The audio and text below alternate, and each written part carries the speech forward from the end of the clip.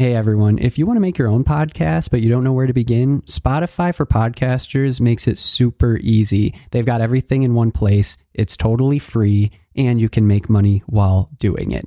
Here's how it works. Spotify for Podcasters lets you record and edit podcasts right from your phone or computer, so no matter what your setup is like, you can start doing it today. Then you can distribute your podcast to Spotify and pretty much everywhere else podcasts are heard. Video podcasts are also supported, and you can even conduct polls and Q&As. With Spotify for Podcasters, you can earn money in a variety of ways, including ads and podcast subscriptions. And best of all, the platform is totally free. No catch, totally free. When I wanted to start my own podcast, I did not know where to begin, and I didn't think it was even possible.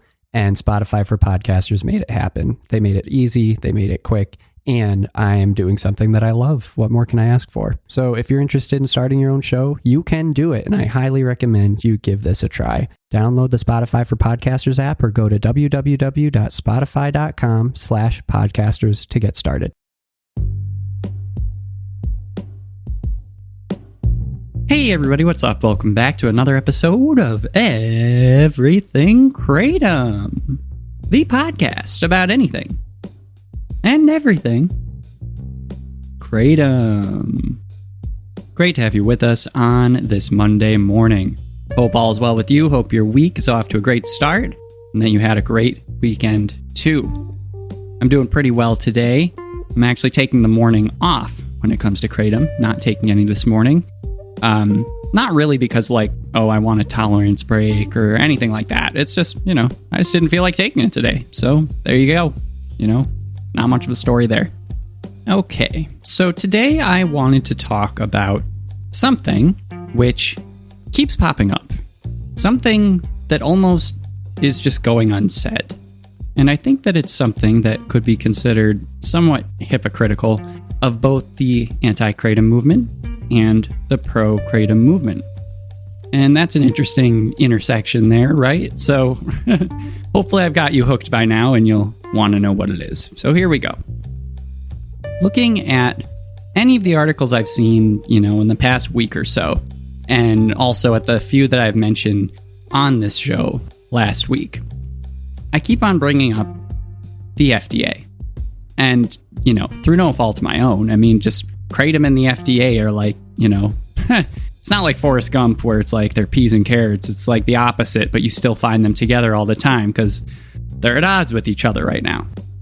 Everyone knows this. So the FDA is continually warning vendors about making misleading claims and unproven claims of what Kratom can and can't do, right? That's a good sum up of last week.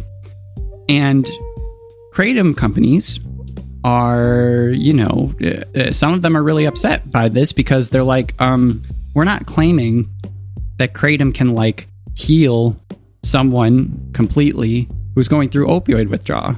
And we never said that. And then the FDA saying, well, you posted this on your Twitter or you have this on your website that says Kratom users report that it helps with, withdrawing from opioids.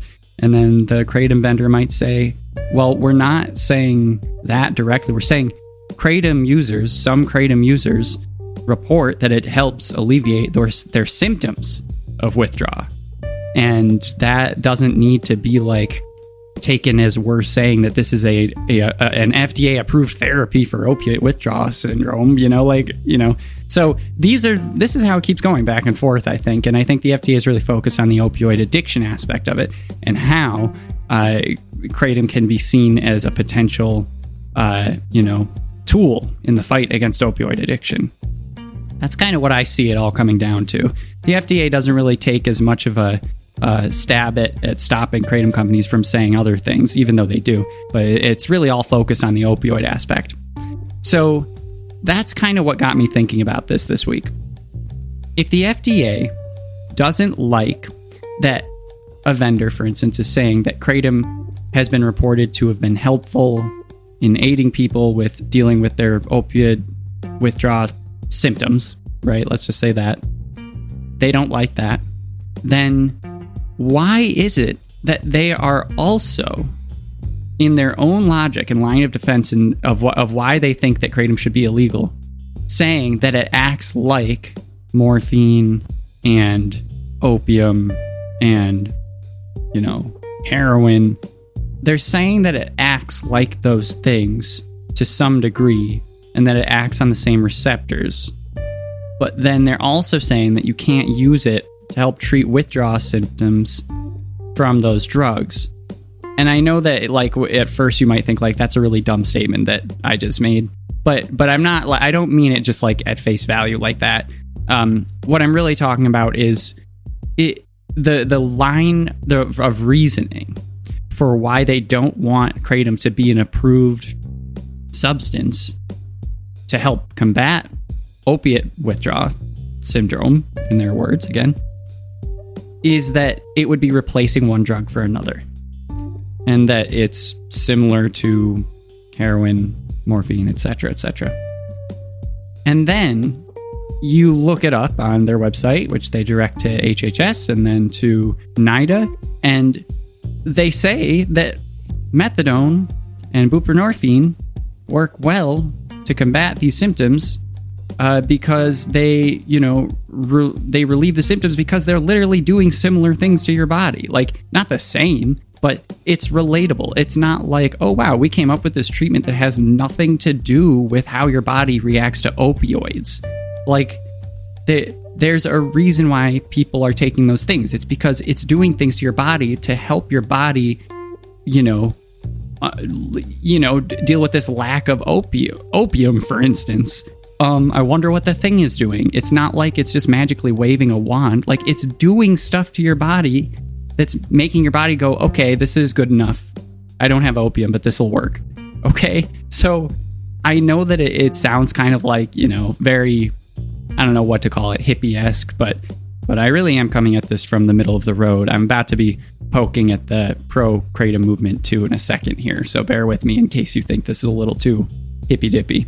Anyway, the long short of it is, I think that just because a substance has been approved by the FDA does not mean that it exists in some sort of, separate individual ethereal plane of existence above all other drugs. It's still a drug. It's just the FDA said, okay, it's literally the only difference is a board of people who work with the FDA got together and said, okay, we approve.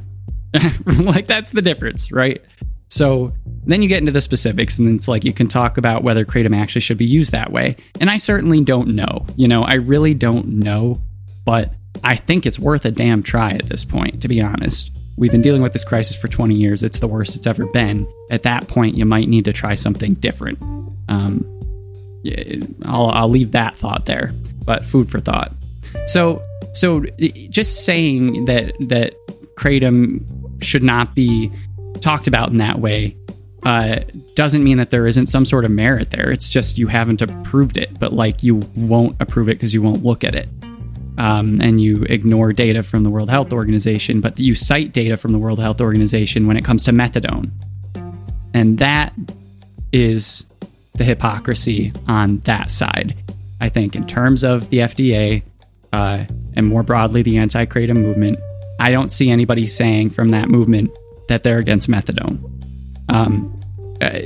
Because the World Health Organization says it's an essential substance, the FDA says it is.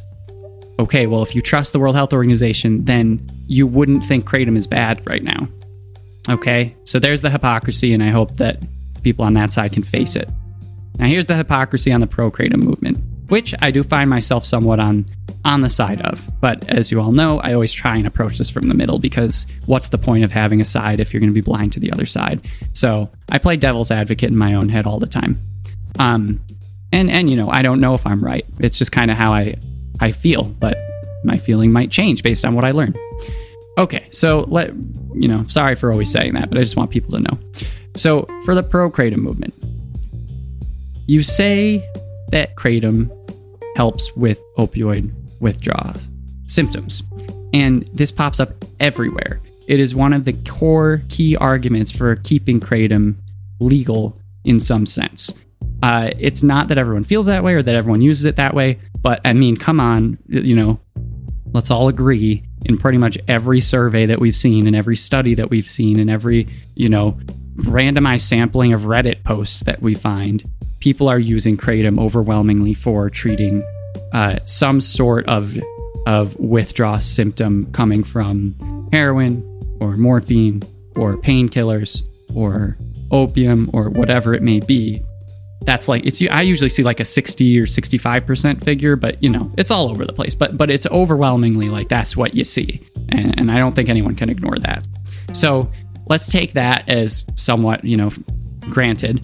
And with that granted, if your argument is that kratom should remain legal and accessible to help with this issue, but then you're saying that it is not opium, and it's not heroin, it's not morphine, it's not a painkiller like the ones that are prescribed, and it shouldn't be classified as such or even related to those things, and that it's related to the coffee plant, you know, more than those other things. That to me is a bit weird and hypocritical. If you have something that can help with symptoms coming from withdrawal from such powerful drugs, it means that the thing that you're using, obviously, it's the same argument I'm using with the FDA. That's why I'm saying it's the same thing. It's the same hypocrisy in a different, you know, through a mirror. The Alice through the looking glass, right?